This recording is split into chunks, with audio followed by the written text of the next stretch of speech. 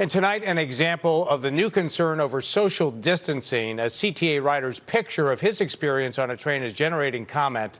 NBC5's Patrick Fazio talked with both sides tonight. Patrick? Yeah, Rob, the rider says he's worried about all the passengers who were not able to socially distance on the packed train. He's an essential employee who took these pictures on the Blue Line around 1:30 this afternoon on his way to work at O'Hare. He tells us when the train pulled up before he boarded, the CTA operator put her head out the window saying no passengers on the first train, so he asked her why.